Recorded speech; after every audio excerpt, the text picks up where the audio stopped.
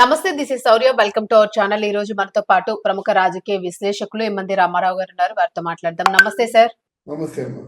Telangana assembly సమావేశాలకు సంబంధించి ఈ సమావేశాల్లోని ఎప్పటి నుంచో కూడాను ఏవైతే గోదావరి కృష్ణా జలాలు ఉన్నాయో వీటిని ఆంధ్ర రాష్ట్ర ప్రజలు, ఆంధ్ర రాష్ట్ర ప్రభుత్వం దొంగలించుకుపోతా ఉంది. మొత్తం నీరంతా అట్టే పోతుంది, తెలంగాణ మొత్తం ఎండిపోతుంది అన్న ధోరణిలో ఇక్కడున్న ప్రభుత్వం, అంటే తెలంగాణ రాష్ట్ర గత ప్రభుత్వ నేతలైతే విమర్శలు వెల్లువెత్తుతూ ఉన్నారు. దానికి సంబంధించి గట్టిగా ఫైట్ చేయాలి, ఒక జలయుద్ధం జరగనుంది అసెంబ్లీ సమావేశాల్లో అనే వార్త గుప్పుమంటూ ఉంది.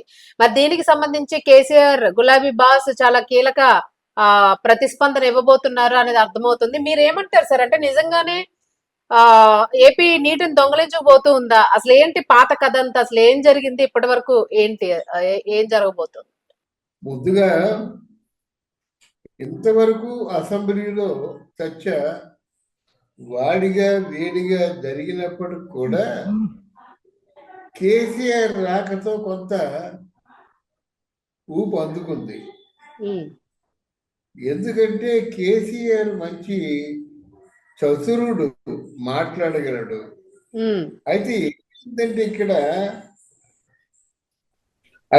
ఏం జరిగిందంటే, ఈ తెలంగాణ నదీ జలాలు, గోదావరి నదీ జలాల్ని ఎవరైతే ఎత్తుకుపోతున్నారు దొంగతనంగా అని చెప్పారో, కానీ నదీ జలాలకి జగన్మోహన్ రెడ్డికి మధ్య ఒప్పందం చేసింది ఎవరు, ఆ దొంగ ఎవరు అని ప్రశ్నించుకున్నప్పుడు ఆ దొంగ ఎవరంటే తప్పనిసరిగా కేసీఆరే అని సమాధానం దొరుకుతుంది. ఇది నేను చెప్పిన మాట కాదు, వాళ్ళిద్దరి మధ్య ఒప్పందాలు. ముఖ్యమంత్రుల్లో ఉండాలి కానీ ఏదో దాయాదుల్లాగా, అంటే పాలేరులాగా కలిసిమెలిసి ఉండేటువంటి ఒక ఏదో రక్త సంబంధీకులు చూసావు, ఇదంతా నువ్వు తీసుకోరా, ఇదంతా నేను తీసుకుంటానని వాటాలు వేసుకుంటారు కదా. ఆ పద్ధతుల్లో ఈయన నదీ జలాలు పంపించడానికి అంగీకరించడం, జనకజల్ల ప్రాజెక్టు నదీ జలాలు పంపించడానికి అంగీకరించడం, ఆయనేమో అసెంబ్లీ సాక్షిగా, ఆయన అంటే ఎవరు, జగన్మోహన్ రెడ్డి, అసెంబ్లీ సాక్షిగా కేసీఆర్ పెద్ద మనిషి కాబట్టి పెద్ద మనసు చేసుకొని మనకి నదీ జలాల్ని అందించారు, అనుమతించారు అని చెప్పేసి అసెంబ్లీ సాక్షిగా చెప్పడం జరిగిపోయింది. అది రికార్డ్ అయి ఉంది, అది ఎవరు కాదనలేని సత్యం. ఈరోజు ఏదో కొత్తగా పరిశోధన చేసి ఇక్కడ ఈ కాంగ్రెస్ పార్టీ చేసినటువంటి తప్పిదాన్ని నేను బయటికి తీసుకొస్తున్నాను, ఇదిగో నా చేతిలో బ్రహ్మాస్త్రం ఉంది, అది విడిచిపెడతాను అనే ధోరణిలో కేసీఆర్ మాట్లాడడం హాస్యాస్పదం. అది నలుగురు నవ్వుకుంటారు. మీ ఇద్దరు అండర్స్టాండింగ్తో ఉన్నారు, మీ ఇద్దరు కలిసి కూటమి ప్రభుత్వాన్ని దెబ్బతిద్దా ఉంటున్నారు, మీ ఇద్దరు కలిసి కూటమి ప్రభుత్వం మీదేమో ఈ అస్త్రాలు సంధించారు. ఒక పక్క కాళ్ళు పట్టుకుంటూనే, ఒక పక్క కూటమి ప్రభుత్వంలో ఉన్నటువంటి అధినేత మోదీ గారి కనుసన్నల్లో మసలుతూనే హుజూర్ అని సమాధానాలు చెబుతూనే ఇక్కడ ఏదో వాగ్బాణాలు విసిరారు. మీరు అంతవరకు సరిపోయింది. మీరు పరిపాలనలో ఉన్నారు కనుక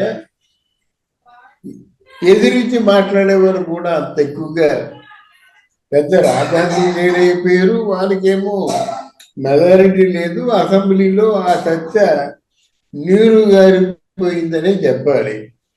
ఇప్పుడు కేసీఆర్ రావడంతోనే ఏదైనా గొప్ప చర్చ పెట్టి మొత్తం కాంగ్రెస్ పార్టీని, అంటే గవర్నెన్స్ని, పరిపాలనా విధానాన్ని ఎండగడదామని చూసినటువంటి కేసీఆర్ అభాస్పాడే అవుతాడు.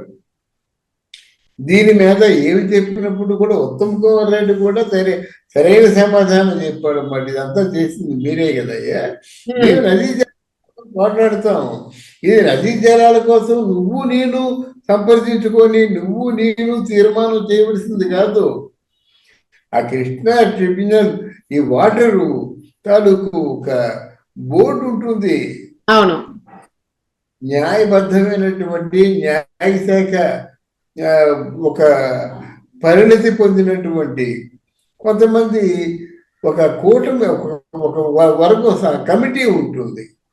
ఆ కమిటీ నిర్ణయించాలి అసలు ఒప్పందంలో ఎవరెవరికి ఎంత ఎన్ని టీఎంసీ నీళ్ళని వాడుకోవచ్చు అన్నది వాళ్ళు నిర్ణయిస్తారు. అంతేగాని మీరు అనడం వీడు సమాధానం చెప్పడం, లేకపోతే వీళ్ళు అనడం మీరు సమాధానం చెప్పడం, నీళ్ళ విషయంలో ఇది ఎంత మాత్రం కూడా కరెక్ట్ కాదు. కరెక్ట్ కాదానికేమో దీన్ని పట్టుకుంటాము, శీతాకాల సమావేశంలో అంతా మేము ఎండగడతాం అనుకుంటే ఏమి ఎండగడతారు?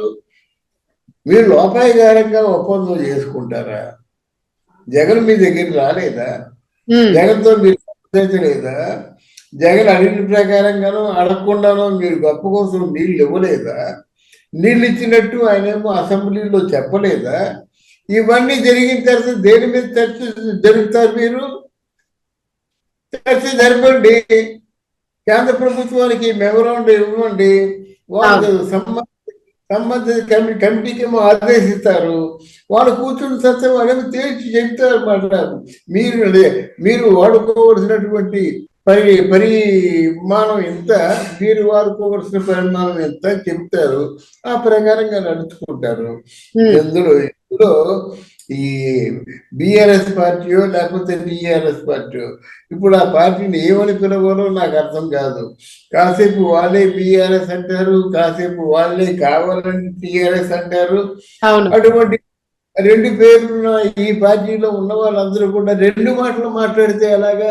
ఇప్పుడు రేవంత్ రెడ్డి గారు కూడా అదే అన్నారు సార్. ఇప్పుడు అసెంబ్లీలో మీటింగ్ సభ జరిగేటప్పుడు ఏవైతే ఇప్పుడు ఆయన ప్రశ్న సంధించి అంతు చూస్తాను, నదీ జలాల నిగ్గు తేలుస్తాను అన్నారో, సో వీళ్ళు కూడా అదే పట్టుకున్నారు. ఖచ్చితంగాను ఈయన కూడా మంత్రులతోని అందరికీ కూడా చెప్పినట్లుగా తెలుస్తూ ఉంది ఎలాంటి ఒప్పందాలు జరిగినాయి, అసలు వీళ్ళ ప్రభుత్వం ఉండేటప్పుడు ఏమేమి ఒప్పందాలు జరిగినాయి అవన్నీ కూడా అక్కడ సభలోని పెట్టాల్సి ఉంది అని చెప్పేసి. అసలు ఇంకా చాలా తేల్చుకోవాల్సిన విషయాలు తెలంగాణ పార్టీకి ఉన్నాయి, ఆంధ్రప్రదేశ్ పార్టీకి ఉన్నాయమ్మా. వీరిద్దరూ అలసత్వం చేశారు. ఆంధ్ర ఆస్తుల గురించి ఆంధ్ర గవర్నమెంట్ మాట్లాడలేదు. తెలంగాణకి రావాల్సిన వాటికి ఏవైనా ఉన్నాయంటే, ఇప్పుడు ఆంధ్రాకి తెలంగాణలో విద్యుత్ బాకీ ఉంది కొన్ని వేల కోట్లు, దాని గురించి ఎవరైనా మాట్లాడారా? ఇటువంటి కొన్ని రాని బాకీలు, మొండి బాకీలు కొన్ని ఉన్నాయి. వాటి మీద చర్చ జరుగుతుందా? వాటర్ మీద చర్చ జరపాలంటే వీళ్ళ చేతుల్లో ఏమి ఉండదు. దౌర్జన్యంగా ఇది మీరు వాడకుండా చెప్తే చెప్పొచ్చు కాదు, కానీ రిటర్న్ గా రాసి ఇవ్వడానికి ఏమి ఉండదు. ట్రిబ్యునల్ కమిటీ వాడుతారు కదా, మీరెవరయ్యా? మీ సంబంధం ఏమిటి? ఇప్పుడు ప్రకృతి సంపదలు ఏవైనా వాడుకోవాలంటే ఆ సంబంధిత కమిటీ ద్వారా అప్రూవల్ తీసుకుని వాడుకోవాలి. ఈ ల్యాండ్ కానీ, శాండ్ కానీ, కొండలు కానీ ఎంత దౌర్జన్యంగా బిహేవ్ చేస్తున్నారంటే, ఆ కొండలు గుండెలు పగలగొట్టి రాళ్ళన్నీ మాఫీ చేస్తున్నారు, రాళ్ళ స్కామ్ చేస్తున్నారు, భూమి గుండెలు బదలగొట్టి ల్యాండ్ స్కామ్ చేస్తున్నారు, లేకపోతే ఇసుక స్కామ్ చేస్తున్నారు.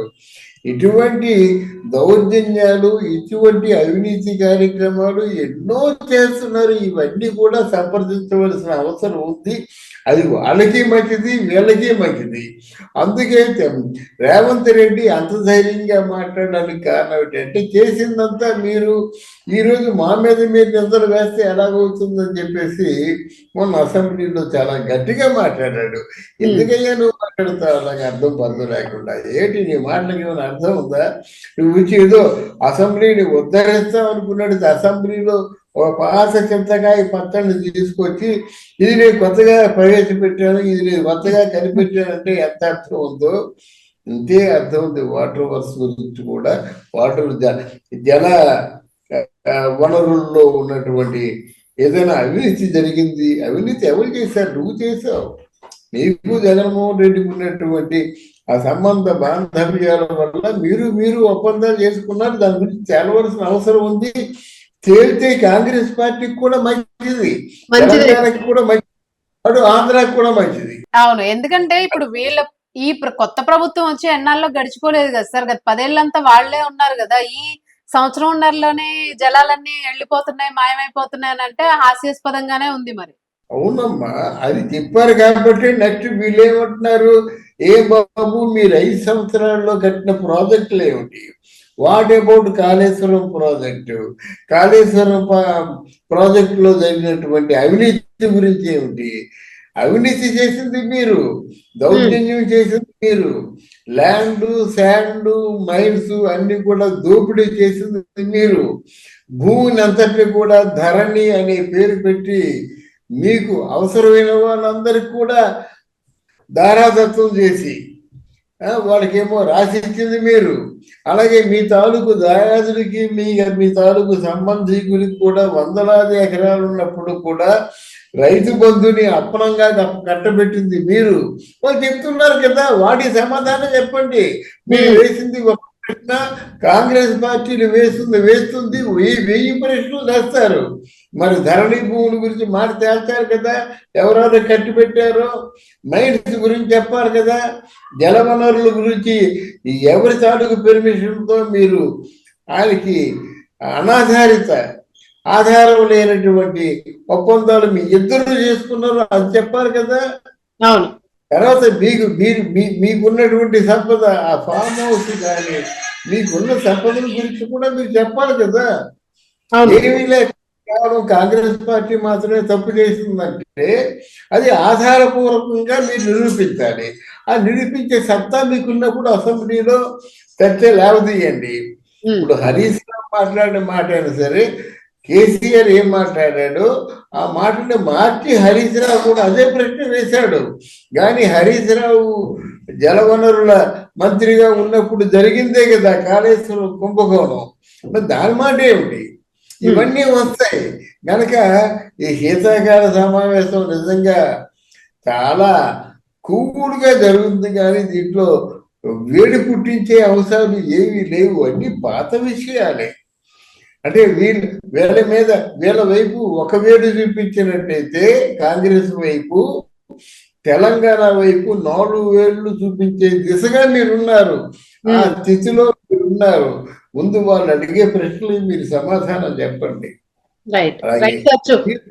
మీరు కట్టబెట్టినట్టు అక్కడ జగన్మోహన్ రెడ్డి రికార్డెడ్ గా సాక్ష్యం చెప్పాడు, దీనికి సమాధానం చెప్పండి. అవును.